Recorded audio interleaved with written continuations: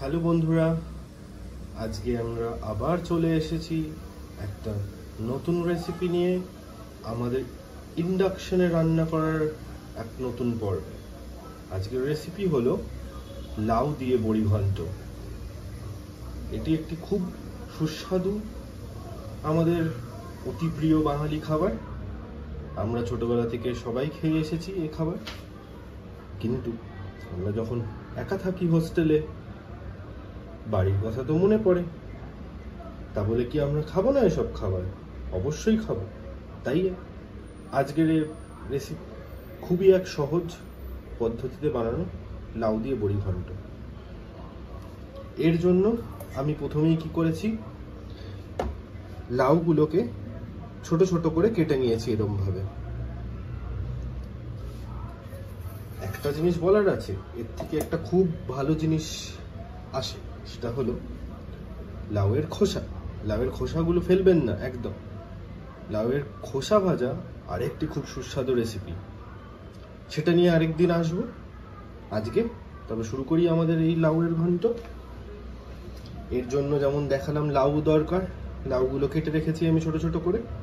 এছাড়া আমি আগে থেকেই লঙ্কা আর আদা মিক্সিতে বেটে রেখেছি। রান্না শুরু করার আগে আমরা মশলাগুলো আগে তৈরি করে রেখে দেব।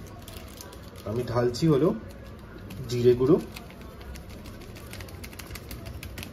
বাটিতে ঢেলে নেবেন এতটা পরিমাণ। এর সাথে আসবে হলো হলুদ গুঁড়ো, হলুদ এতটা মতো হলুদ গুঁড়ো, অসুবিধা নেই।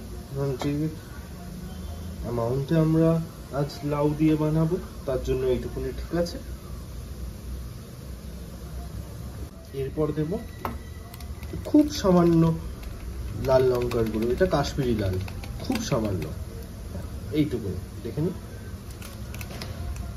এরপর এতে অল্প জল দিয়ে ভালো করে এই মশলাগুলোকে মিশিয়ে নেব। খুব ভালো করে মিশিয়ে নেব, যাতে এতে দানা দানা ভাব না থাকে, তাহলে কিন্তু পরে রান্নার সময় অসুবিধা হবে। মিশে গেছে।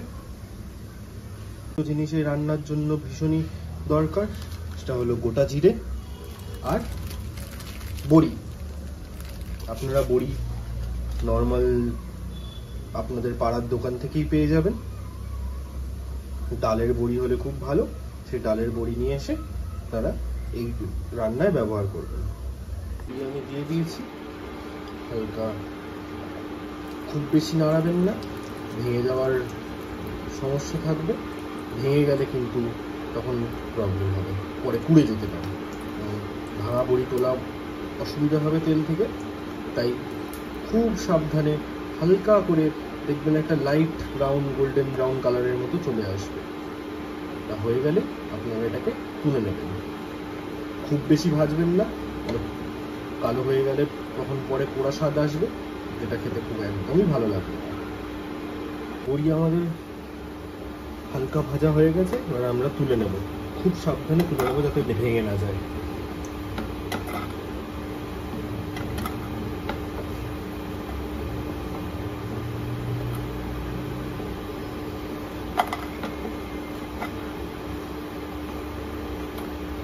তুলে নিয়েছি। এইবারে আমরা দেব হলো অল্প গোটা জিরে। গোটা গরম মশলা আমি এবার তেলে দিয়ে দেব, যেমন বললাম গোটা জিরে, দারচিনি, লবঙ্গ আর এলাচ দিয়ে দিলাম। খুব বেশি ভাজবেন না, সাবধানে, জিরে কিন্তু ফাটে গরম তেলে। খুব সাবধানে হালকা ভাজবেন, কারণ দরকার হলে একটুখানি টেম্পারেচারটা কমিয়ে দেবেন, কারণ জিরে খুব তাড়াতাড়ি পুড়ে যায়। পুড়ে গেলে আমাদের খাবার নষ্ট হয়ে যাবে, খেতে খুব ভালো লাগবে না। তাই খুব সাবধানে করবেন। অল্প ভাজা হয়ে গেলে এরপরে আমরা দিয়ে দেবো আমাদের আদা আর লঙ্কা বাটা তেলের মধ্যে। হালকা জিরের একটা ভাজা হয়ে গেলে একটা সুন্দর গন্ধ বেরোয়। এই গন্ধটা যখনই বেরোবে তখনই আপনার আদা আর লঙ্কা বাটাটা তেলের মধ্যে দিয়ে ভালো করে নাড়িয়ে নেব।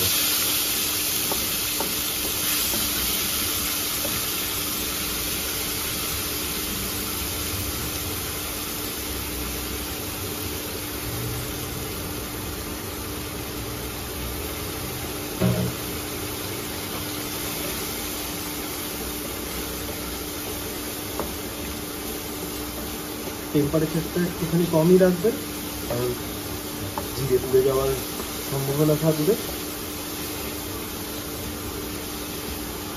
অল্প একটু বাড়িয়ে নেবেন। 600 ওয়াটে হালকা নেড়ে চেড়ে নেবেন। নেড়ে চেড়ে নিয়ে আমরা যে মশলার মিশ্রণটা বানিয়ে রেখেছিলাম জল দিয়ে মিশিয়ে, সেটা এটার মধ্যে দিয়ে দেবেন।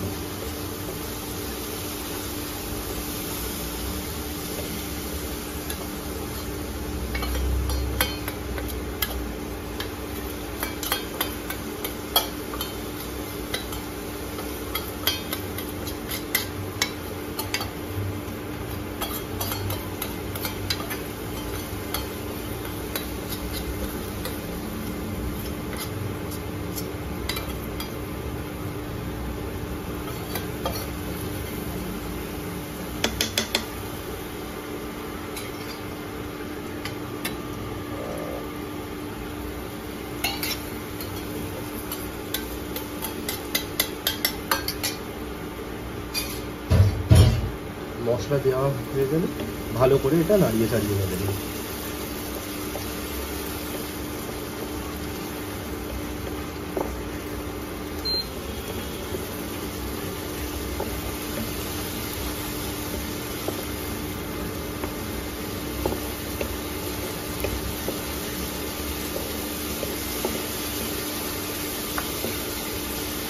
মশলা মোটামুটি ভাজা হয়ে গেছে। এইবার আমাদের লাউগুলো এর মধ্যে দিয়ে দেওয়ার পালা। ভালো করে লাউগুলো দিয়ে দেবেন। নিয়ে হয়ে গেলে একটু মশলার সাথে লাউগুলো ভালো করে এবার মিশিয়ে নেবেন।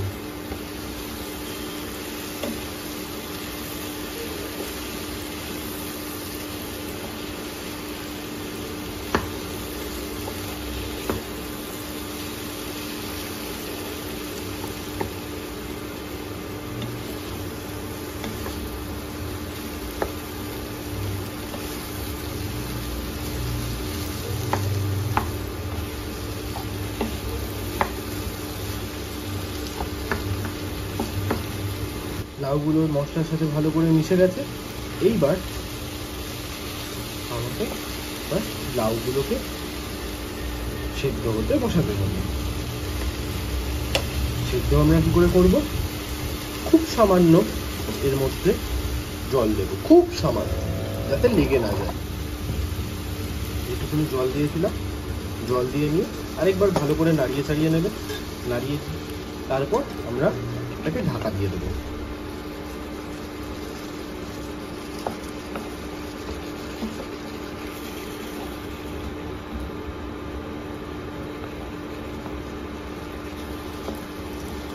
আমরা এটাকে ঢাকা দিয়ে দেবো। ধিমে আঁচেই রাখবো। 600 থেকে 800 ওয়াট ইন্ডাকশনে। আপনাদের যদি টেম্পারেচার থাকে তাহলে ওই 100 থেকে 150 ডিগ্রির মধ্যে রাখার চেষ্টা করব। লাউ থেকে জল ছাড়বে, তার জন্য আমরা এরকমভাবে ঢাকা দিয়ে রেখে দেবো 5 মিনিটের জন্য। 5 মিনিট পরে আমরা ঢাকা খুলে ভালো করে নাড়িয়ে ছাড়িয়ে আবার, যেহেতু এখনো অবধি নুন দেওয়া হয়নি, এর মধ্যে নুন দিয়ে আবার নাড়িয়ে নেব। 5 মিনিট হয়ে গেছে। এবার আমরা ঢাকনাটাকে সরিয়ে দেখে নেব আর ভালো করে নাড়িয়ে নেব।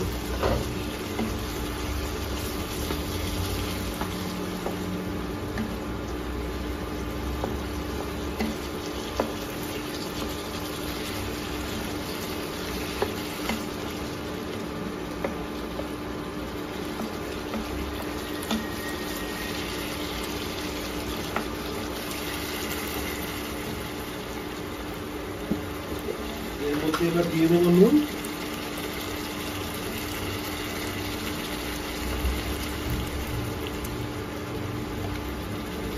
নুনটা আপনারা পরিমাণ মতো দেবেন।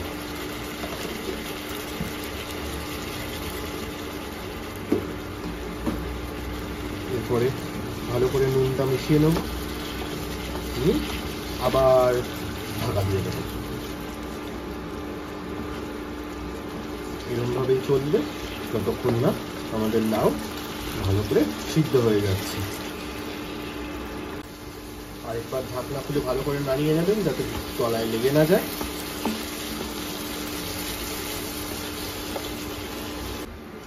ঢাকা খুলে আরেকবার নাড়িয়ে দেবেন ভালো করে। দেখুন কি সুন্দর আমাদের লাউ ভালো করে সিদ্ধ হয়ে গেছে। ভালো করে একবার মিশিয়ে দেবেন, আর বেশি সময় লাগবে না। লাউ খুব সুন্দর সিদ্ধ হয়ে গেছে, খুব অল্প সময়ের মধ্যেই এটা আমাদের তৈরি হয়ে যাবে। খুব সামান্য এতে একটু জল দিয়ে দেবেন, খুব সামান্য, এতে তলায় ধরে না যায়। নিয়ে আবার ভালো করে নাড়িয়ে ছাড়িয়ে নেবেন যাতে কিছু লাউ যদি সিদ্ধ না হয়ে থাকে তাহলে তারাও ভালো করে সিদ্ধ হয়ে যাবে।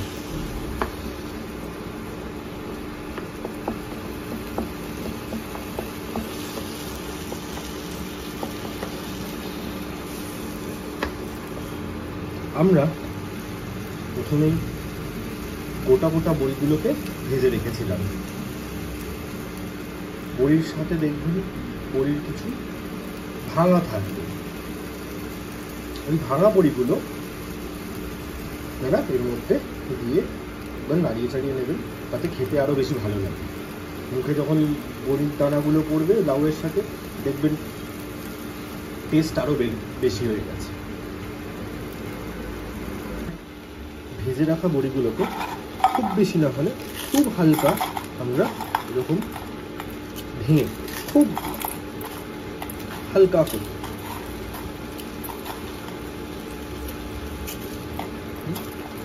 এইবার এইটি আমরা রান্নায় দিয়ে দেবো।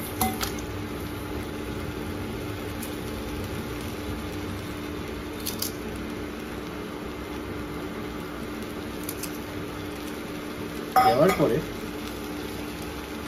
বড়িতে যাতে হালকা স্বাদ আসে এই অল্প পরিমাণে একটু জলও দিয়ে দেবো। এইবার একটু ভালো করে নাড়িয়ে চাড়িয়ে নিয়ে আমরা আবার কিছুক্ষণের জন্য ঢেকে দেবো।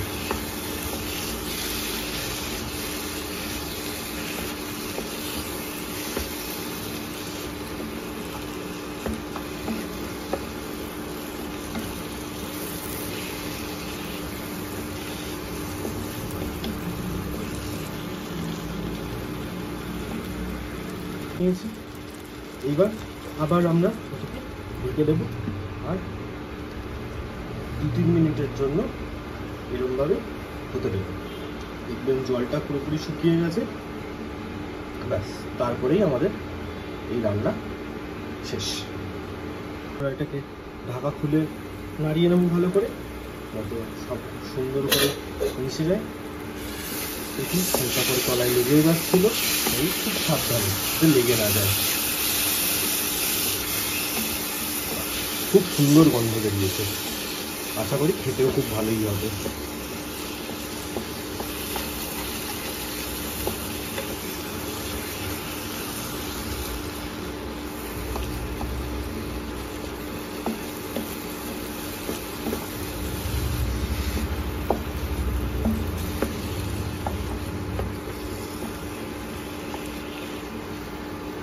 আমাদের এই রান্না শেষ।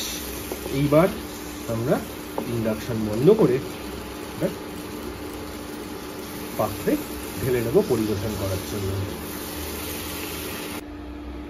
পরিবেশন করা শেষ, দেখুন কি সুন্দর হয়েছে।